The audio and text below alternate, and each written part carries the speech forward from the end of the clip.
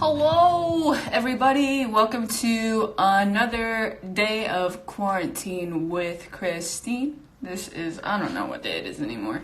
Saturday. It's Saturday. And if you're hopping on, thank you for being here tonight with me. I say this. Hi, Jess Roz. Hi, Tanyce. I say this every night, but pretty much as we get on here, I'm just talking to somebody that I like, and we're talking about something that has to do with the coronavirus, and I hope that this can be a global conversation, meaning you will participate by adding your comments and asking questions, especially if we don't hit on whatever it is that you want to hit on. But tonight I'm super excited. We are talking about online school because obviously most schools have gone online if they haven't quit completely. And so tonight I'm talking to my friend Tanyce, and I'm super excited, so I'm gonna bring her on. Where's she at? What up? Hello, hello. Oh, hello. That's so smooth. Hi, Haley. Hi, Haley. Those are some of my babies. Yes, they are. Hi, Brooke. Okay, so Tanyce, what's up? How are you doing tonight? You know, I'm tired. I walked a mile and a half. I'm 7 months pregnant almost, and I walked a mile and a half today in the hot sun in Alabama heat. And I'm kind of like, whoo, that was not a good decision. You got a lot going on in life right now. So Life. 7 months pregnant. The coronavirus is happening. Yes. Tell the the twins people are home all day. You have twins. Yeah, they canceled school here. Yep, absolutely. For the rest tell of the everyone year. how old your twins are. 6. They're so cute. They got a lot of too, but they're really cute. Hey, Ashley, that's one of my friends. Hey. Hey, Taylor misses you. Okay, yes. So you and I, we met here in Tucson, but now you don't live here anymore. Where do you live? I was going to say Tucson, Alabama, but I don't. I live in Prattville, Alabama. Alabama.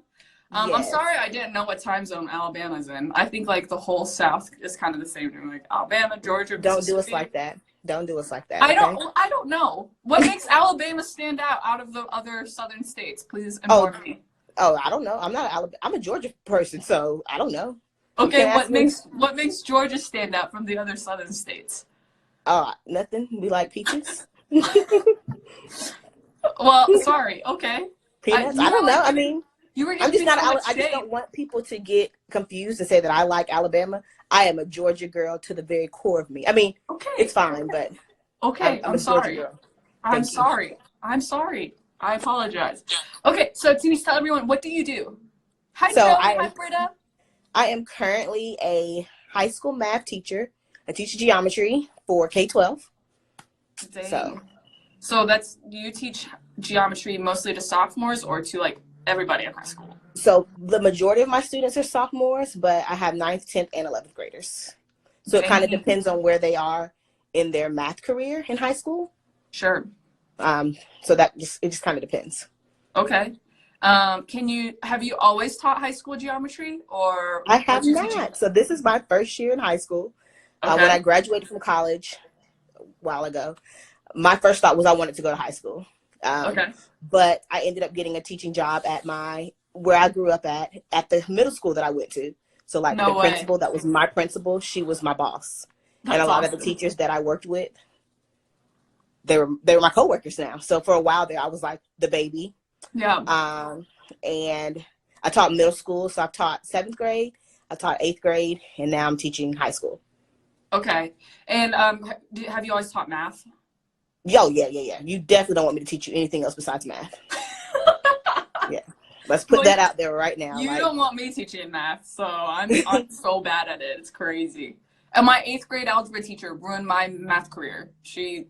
I was like, great. Funny story. What? Funny story. Like when I interviewed for my job, and my bosses, and they all know this, so it's okay if y'all go back and tell them. They asked me which math did I not want, and I told them my least favorite was geometry. And guess where they put me? In geometry. Yeah. So, and now I love it now, but my 10th grade, I was in the 9th grade, I think, but my geometry teacher in high school ruined geometry for me. It was horrible.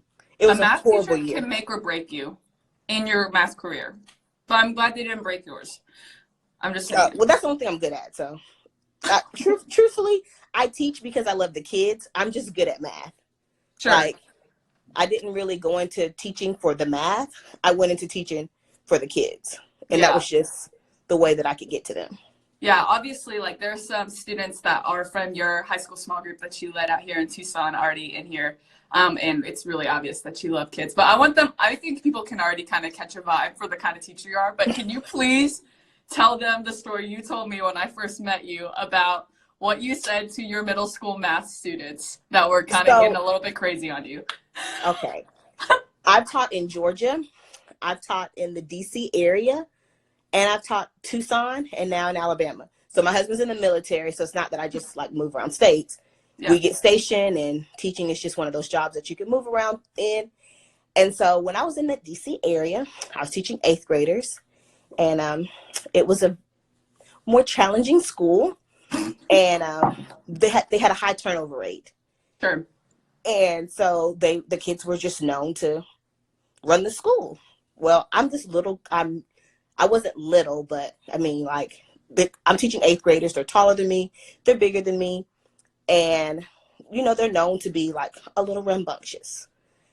And so I told them, if you bad enough to hit me, because, you know, they would like talk. I don't know if they've ever necessarily hit a teacher, but I wanted them to know, like, if you bad enough to hit me, I need to die because I'm going to jail. But I want you to hit me first, so that I can claim self-defense. But I need to die. My husband's going to get me out. I'm pleading insanity.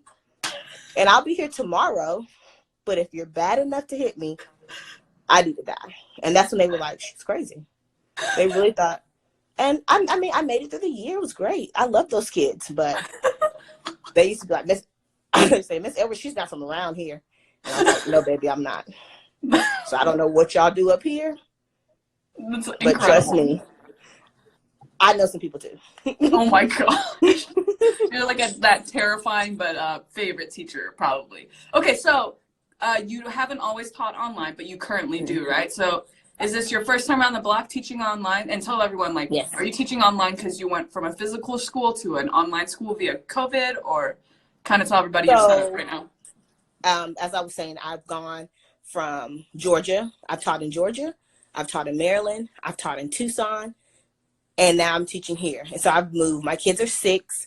We've lived in 4 states. So that shows you how much my husband's job moves or has moved. And for me, it was like, I didn't even know this really K-12. I've seen K-12 commercials, but I didn't really understand what it was. Sure. And so I met somebody, one of my best friends, her sister-in-law teaches. So I kind of talked to her and she was telling me about it. And I was like, oh, okay. And I went online just because it's very hard to go from state to state, from school to school every year. You don't really, I mean, I'm able to build credibility, thank you, Jesus, but it's really hard to put your roots down, to really make a name for yourself in the school, and just build that longevity in those relationships. Those kids come back and see you. And it's hard. Like, each principal is hard. Each state has something different. Everybody wants something different. And so I was like, I'm going to go online. That way, no matter if I move or what goes on, I can still teach. Because truly, I do love teaching. But it was just hard. It's hard. And so I went online because of that. Okay, so you've been online this whole school year before all the COVID stuff hit. Can you tell me, which one do you like personally better? Do you like teaching online more, or do you like teaching in person more? And why? So I like both. There are pros and cons to both. I think my personality lends more to traditional in-person school. Sure. But there are definitely some benefits. Like, I have young kids. I'm currently pregnant. So, you know, depending on the schedule and how the schedule works, I could possibly stay home and have my child here with me. Then, you know, so just there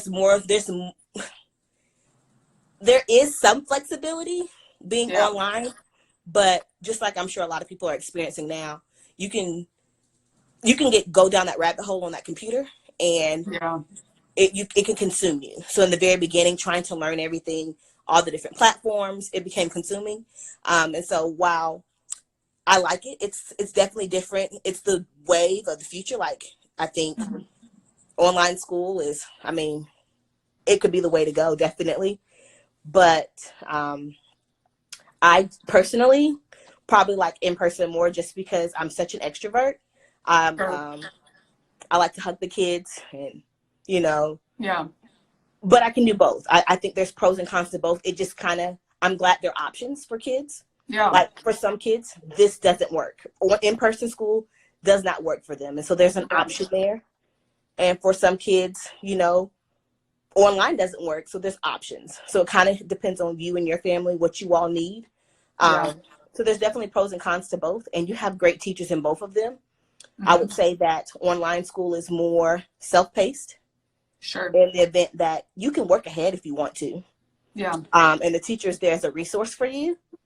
But whereas there's a lot more distractions in in-person school, the intercom comes on. I mean, just the intercom. You could be in the Yeah. middle of a great lesson. The Hmm. intercom comes on, and you've got to gain those students' attention back. Yeah. You might, you know, so there's definitely some things that I don't miss about in-person school Sure. that I don't have to deal with necessarily. Like I've never had to tell a kid, you know, don't hit me. Yeah. You know, things like, so I've never had to say anything like that. Yeah. But there's just pros and cons. Sometimes you tend to get kids that are a lot quieter because they don't have to talk. They Yeah. can just chat me. Yeah. And so sometimes they don't want to talk. So I have to really like put myself out there and sing. I've sung happy birthday to kids. And I mean, I'm not a singer by any means. And and parents are around. Sometimes parents are around and I'm like, Yeah. guys, I'll be on the mic and they have to see me every day. And I'll tell the parents, I'm so sorry if you hurt me, parents, but it was her birthday. And so I want everybody to sing happy birthday. I'll do the wave. Like, I'll just randomly be like, all right, guys, I need somebody to catch my wave for me. Oh And I'll my start the gosh. wave. And I That's can't see amazing. them, but just silly stuff like that, you know, Yeah. to try to get them to engage with me. Yeah. You know, because That's math really is good. either you love math or you don't. You know, there's Yeah. not really I mean, there can be an in between, but you either have really strong feelings towards math. So, Yeah. I think that's very true. Just a quick side note. You mentioned that there are great teachers for online and there are great in-person teachers. Can you give me a really quick, like what in your opinion makes a great online teacher versus a great in-person teacher? Like what's the so standout they're both quality about for you? relationships. They're both about relationships. You can Okay. still build a relationship with a kid virtually, even if Mm-hmm. you don't see them, by calling them. I mean, kids want to be noticed, Mm-hmm. and you just have to notice them differently online. Sure. Like, Okay. kids will be more chatty in the chat box, and then all of a sudden somebody may not talk to me that normally responds to me a lot, and so I Yeah. can private message them and be like, hey, or I can call them on the phone, and I'll talk to their parent, or their learning, we call them learning coaches, and I'll Mm-hmm. call their learning coach, and I'm like, hey, is something going on? Yeah. He or she's not responding as much as they used to, Yeah. or if somebody does answer and they have a really good day, I'll call them and be like, so I just want to give your child a shout out because they were on it today, and Yeah. tell them that I noticed them. You know, so kids Yeah. just want to be That's noticed. cool. You have online teachers that, because there's not as many distractions. I know some teachers that have put together like, this is what you're missing. This is what your grade is for each. I mean, I teach 140, 50 something kids myself. Oh dang. Yeah. And so she has put together like this spreadsheet, this individualized spreadsheet for like, and she teaches more kids than I do, for all of her students, and emailed them out and like really give them, hey, this is what you need to do. This is what you're missing. And that's time Mm-hmm. consuming. Like, Yeah. to call kids, like, you can emails quicker, but man, to call a lot of kids, it takes a lot, you know, to Yeah. come up with these extravagant, not extravagant, but interactive lessons, because you can PowerPoint them and just click through PowerPoint and Sure. it's horrible. But to come up with these lessons and come up with things that really draws them in, you know, Yeah. technology is what they like already. Yeah. So to find a way to get them to want to be involved with you, I mean, you Mm-hmm. have teachers that do it. And Yeah. I was like, I always tell my coworkers, this is my first year, y'all. Give me some time. It's my first year. And they're like, we're going to push you. I was like, I don't want to be pushed. Please don't push me. You're like, I'm pregnant. Don't push me. Yeah. I'm like, please don't. I'm good. So That's amazing. Haley says that that's amazing though. So it is. I mean, really, there's a world out there on online teaching that K-12 is bringing that I had no idea about. Mm. I mean, there's so much out there. I mean, a lot of the programs that are, some of the schools are using now, like Zoom. Zoom is really big. Zoom CEO has I think we had to pay for it. Yeah. We have a partnership with them, but he gave free accounts out. Now that we're on this, Zoom is amazing. Yeah, Zoom is amazing. Yeah, but we use Zoom. That was something we were using. We use something called Blackboard. I mean, there's so much. It can be overwhelming.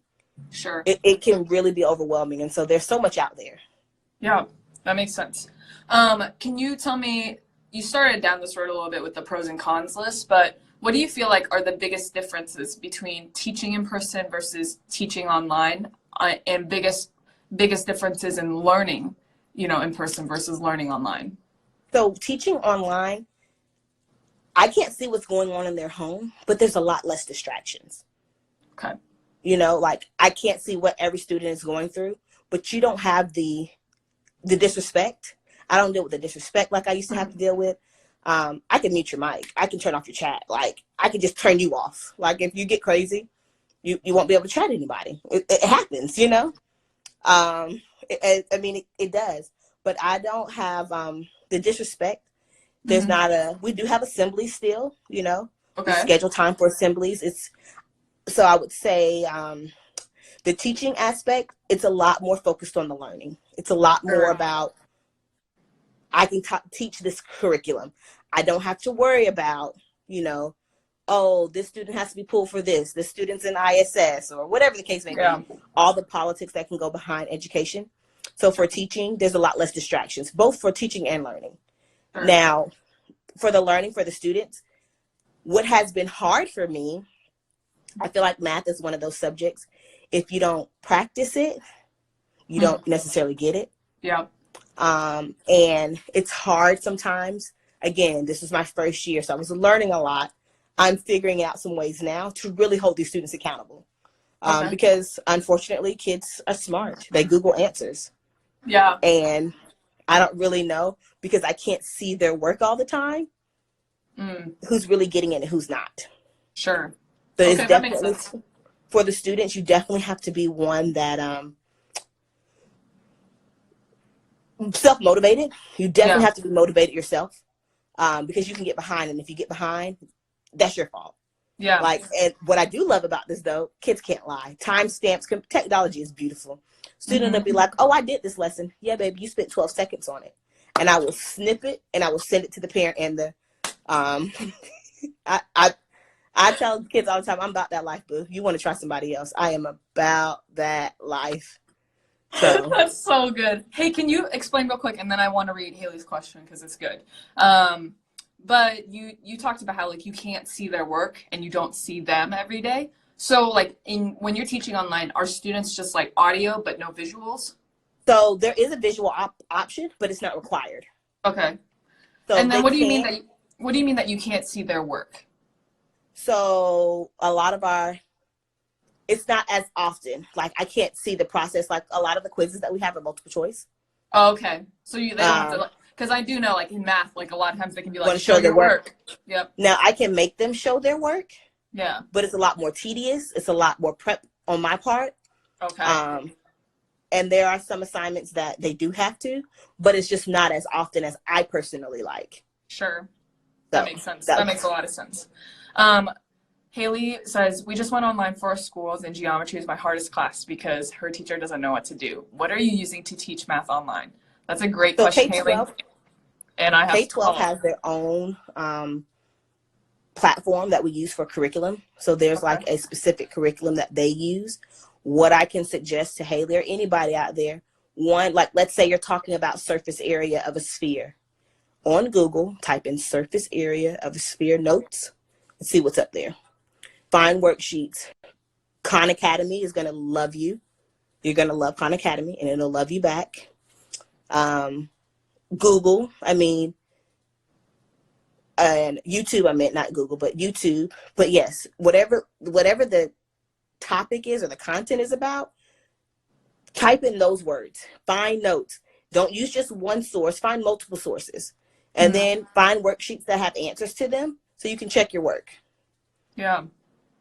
That's helpful. And it sounds like it's right on trend of what you're saying of like online learners have to be more self-motivated. So Mm-hmm. sometimes it's just like your teacher's not going to be able to teach it in the way that you're going to be able to learn it without you putting in some extra Right. work by yourself independently. Can I ask you, do you feel like students struggle in different ways or like certain ways with learning online versus in person? If so, like what ways and what areas? If they get behind, they get behind because Okay. we set out due dates for the whole entire semester. Oh, okay. And so I have had kids. This is the funniest thing. Like their assignments that they have to actually like show their work. Yeah. I will have students submit a blank assignment to me and says, I can't do this right now. I'll get back to it later. But because it'll show overdue, it shows overdue on there. The parents can see. So the beautiful thing about this is if a parent wants to be super involved Yeah. in their child's learning, the parents can be super involved. Every email that I send to any student, the parent gets a blind copy of it.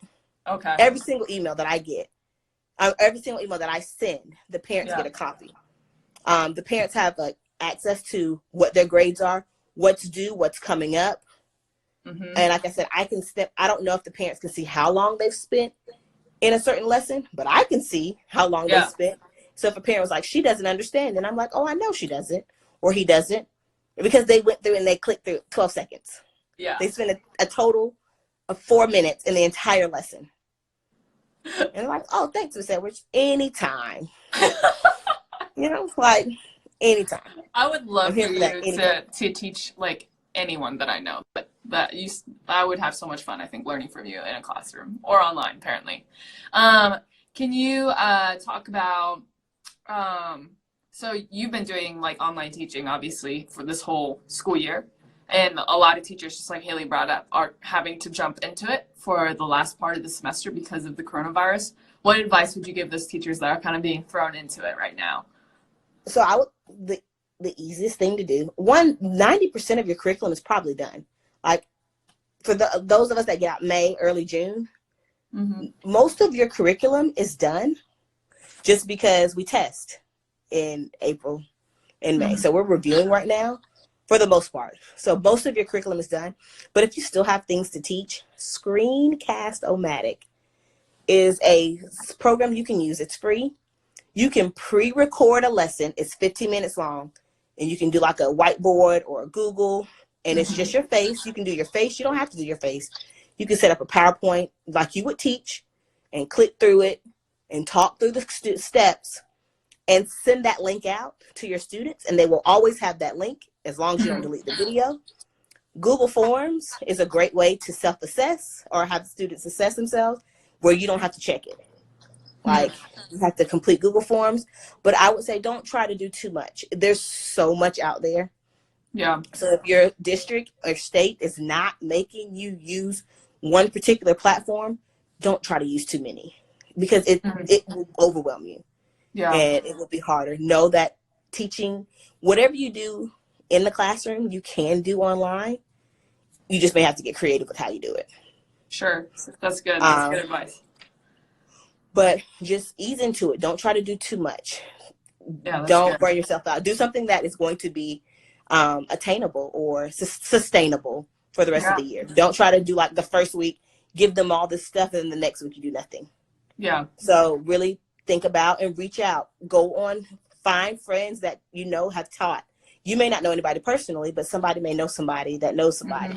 Ask questions. Like there's a lot of stuff out there, and if you can tell them what you're looking for, what you're wanting to do, I promise you there's somebody that's doing that. Yeah, that's good. That's encouraging. What advice would you give to students that are switching to online for the last part of the semester, and they're not used to it? Know that it's an adjustment. Ask questions. I, as a teacher, was overwhelmed in the beginning. So if it's become overwhelming, address those feelings. Don't stuff them. But know that it's going to take some time. Give your teacher some patience, some grace. Give yourself some grace because it's new to both of you. One thing, teachers are superheroes. COVID hit, a coronavirus hit us, and we had to make this adjustment on the fly. There was no preparation and training for this. We as America was not prepared. We were not prepared for this. And so know that your teachers are doing everything that they can to get you what you need, but ask questions. Be Yeah. patient. Give yourself some grace. Hmm. And again, use your students. I mean, y'all talk to each other on Instagram, Snapchat, or whatever. Hey, can you help me? Don't sit and suffer by yourself. Yeah. Like, this is the time to really speak up, because nobody's going to know it's you. It's just you and the teacher now. That email's just going to the teacher. That question's just going to the teacher. Yeah. That's good. That's really good. What advice would you give to parents of students that are shifting to online learning? Because, you know, I feel like Grace. one of the funny things I'm hearing is just like, oh my gosh, my kids are at home all day, you know. So Trust me, my kids are home, and I'm a teacher, and I'm like, oh my God, what am I going to do with these kindergartners? Grace for you, grace for the teacher, grace for the parent, student. It's going to take a lot of grace. I mean, really, because it's new to everybody. mm-hmm. And so give yourself time, give them time, ask questions. If your teacher's not giving you what you need, this is not the time to bash. Find somebody. You're going to have to reach out. Like, me and my friends, we kind of joked, like, everybody's got a parent in 2020. Like, you're going to have to parent. It's not going to be the school's fault anymore. You know, everybody's so quick to blame the school for everything. It's your turn now as parents. And because it's the end of the year, what I suggest you do is, if they're not giving you what you need, ask for a list of skills. What does my child need to know before this next year, school year? That's really helpful. And review with those students. Review with your kids. See what they know. Because, believe it or not, some of these kids do act crazy in school, and they didn't learn. They might have cheated. I love you, kids. I promise. I really do love y'all. But I've been around this block before, and you know, y'all don't always tell the truth. So the truth is going to come out now. So, but don't get mad, parents. Like, don't get upset. Know that, okay, you can help your child with whatever gaps or whatever they need right now. Sorry, Haley, I love you, but it's the truth. You know it is the truth. It is the truth. And I would just tell parents, like, again, like I was telling Haley, or whatever subject they're struggling with, if it's biology and they don't know cells, go to Google, type in cells in Google, sales notes, or whatever the standard is. I promise you, all this stuff is going to come up, and provide it with your kid. Khan Academy is going to be great. I think Moby Max for my K through 8. Moby Max is doing a free 30-day trial. ABC Mouse is doing a free. There's so many free things out here right now that you can use. Oh, you cut out for just a second. I heard Moby something, and then I lost Moby Max. I was saying Khan Max. Academy, Moby Max, ABC Mouse. All of these companies are giving out free trials right now. Amazon is doing something free where they're not charging for books. I don't know what exactly it is. I think it's through Audible. But there's so many people and companies doing free things right now. Use everything. Sign up for everything. Especially if you don't feel like your teacher's giving you what you need. Because remember, they were thrown into this too. Yeah. Like, just like you're having to adjust as a parent, teachers were too. And they have kids at home. Like, I'm interested to see what my job's going to do. Yeah. Because even though, yes, I've been teaching virtually online all this year, I now have 2 6-year-olds at home with me. Yeah. Like, the only reason why they're not, like, banging on the door right beside me right now is because my husband's here. And I was like, listen, babe, please do not have these kids knock on the door. Christine will tell you, like, right before we started, I had to open the door and be like, Jamel! You know? So, I mean, but last week, when they were out last week and I still had to teach, the twins will literally leave my husband. They'll be in there with him. I'm teaching, full-blown teaching, headphones on and everything. And they'll be like, Mommy, can I get a snack? And I've literally had to, like, mute my mic. And I've told my students, I was like, listen, guys, my kids are home. So if I mute my mic all of a sudden and you see me talking but you don't hear me, it's because I'm probably telling one of them to stop. Yes, you can have a snack. I'm almost done, whatever. You know, like, or if I turn my camera off really quick, it's because I'm fussing at one of my kids. So know that it's not you. The internet's still working. It's me. And I've got these kids here. And so I'll even, like, show them the twins and I'm like, here they are right here. There they go. So my boss has been very understanding in that because she has young kids. Yeah. But so know that. That's good perspective. I mean, I'm interested to see, because the capacity at what I was teaching Yeah. I don't think that's sustainable with 2 6-year-olds here. Sure. Yep. So Yeah, that's really good perspective. Sydney McClure says that Khan Academy is literally amazing. She was homeschooled. literally. So she's vouching for it, so she knows about it. Hi, Blake. And Haley says, how are you balancing both? So how are you balancing your personal life, being a parent with kids at home, and teaching online? Like, what are some practical things you've done to help you navigate that more? So this is going to be our first week. Like last week, we were on spring break. Okay. Both my job and the twins, their school was. So I talked with my husband. Thankfully, I am in a place right now. My husband was teaching for his job in the military as well. Okay. And because there's no contact, they send all of their students. They don't have kids. These are grown people. They send all of their students back to their houses. Yeah. Basically, he's having to telework as well. Yeah. So he's doing some curriculum design. So thankfully, I'm in such a great position that he's here with me all day too. Yeah. So he helps. I'm also a very structured person by myself. Like I thrive off a schedule. I thrive off consistency. I thrive off a routine. So for me, once I find out what my job's going to do, I'll be able to build a schedule where, all right, I'm going to take this twin for 30 minutes. My husband's going to take the other twin for 30 minutes. Yeah. And we'll work with them. Then let them go play. Mm-hmm. Like, and then another thing, parents, don't think that your child is going to do 8 hours of schoolwork straight, because there's class changes, there's lunch, there's breaks, there's electives. Like there was a great resource, and you can look online too, but how much time each student should be spending. Mm-hmm. Like if you have really young kids, an hour, like for my kindergartners, an hour tops. Sure. I would even say up to like a 12th grader, maybe 4 hours, 4 or 5 hours, like, and that might be pushing it. So don't think that they're going to spend 8 hours. And hopefully, I don't know how the districts are doing it. It doesn't all have to be done back to back. Yeah. If your child, this is the time, if your child is a night owl, you don't want them staying up to 2 o'clock in the morning. But if they work better at 6 o'clock, let those kids work at 6 p.m.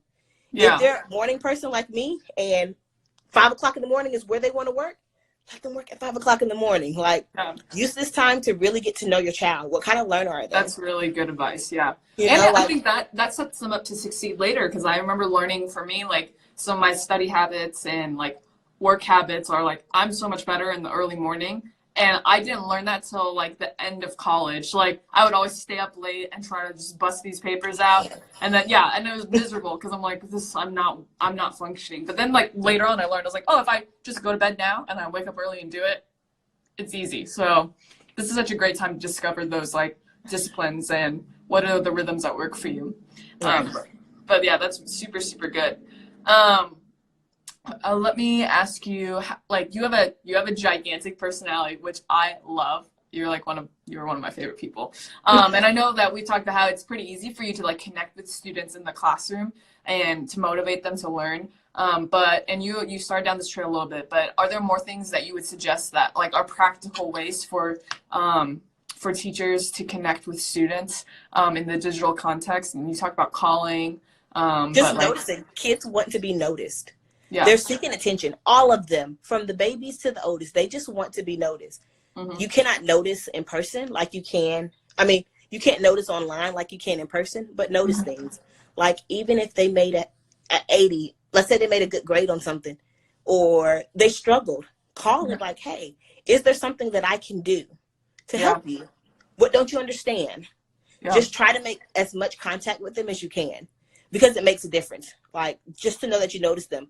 If their birthday's coming up, call them on the birthday. Sing happy birthday. Yeah. You know, or play music. Let them see a side of you that they haven't seen.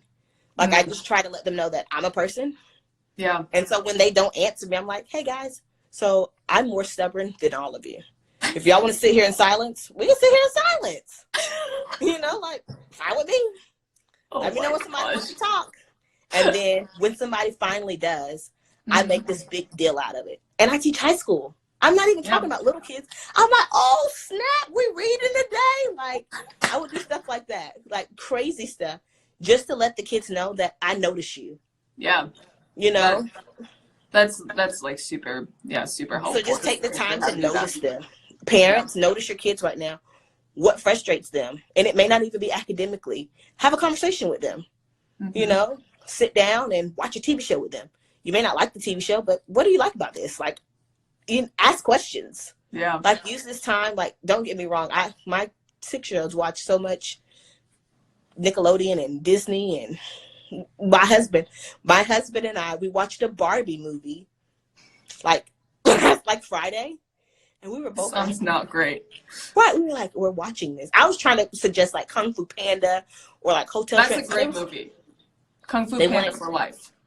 They wanted Barbie, and we had popcorn, and we watched Barbie, and I was like, okay.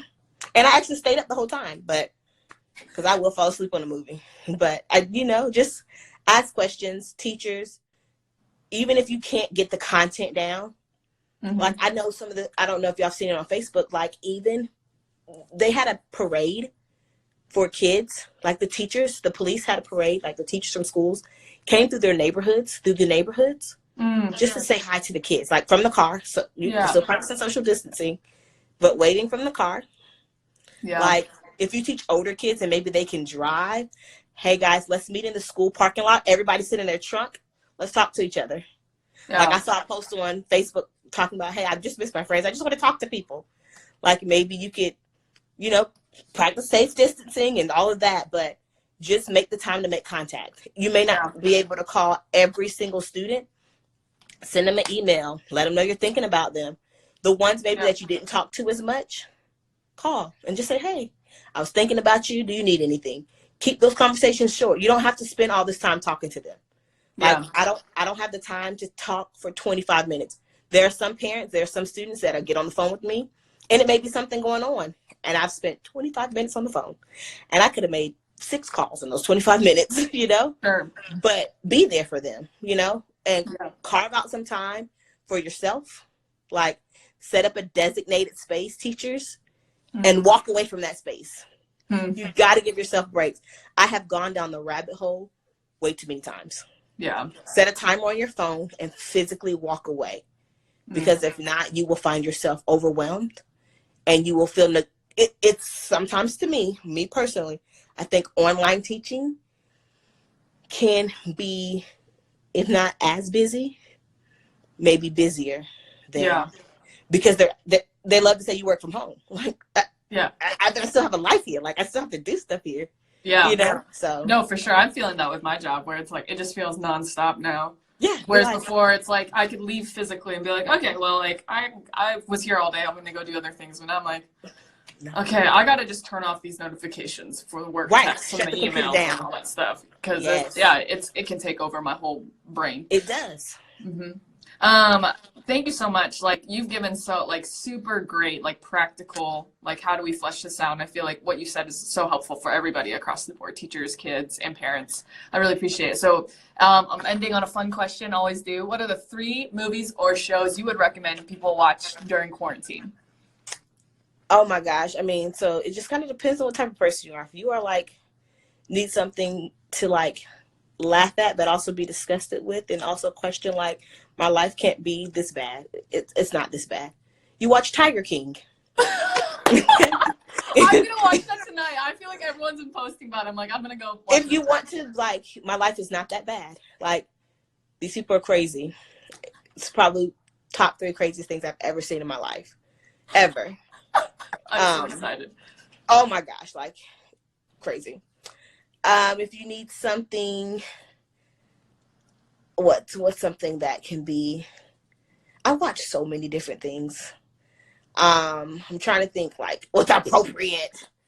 Because I watch a lot of crazy stuff. Tiger King is crazy. So that's Christine, you're going to watch it and you're going to be like, what? I'm so excited though. What if you're all up in your feels? And you just need to, you need to feel something. Well, I'm emotional, so I'm pregnant right now. So I cry over a lot of stuff. So I just be crying, watching TV shows. I do that and I'm not pregnant. Yeah. 911, I like 911. Okay. Both the Lone Star one and the California one. This Is Us will make you cry. The last episode This Is Us. I just watched the finale. Wasn't that the most hateful thing ever? There's too many feelings. Sorry. Too many feelings. I cry. I cry every week on This Is Us.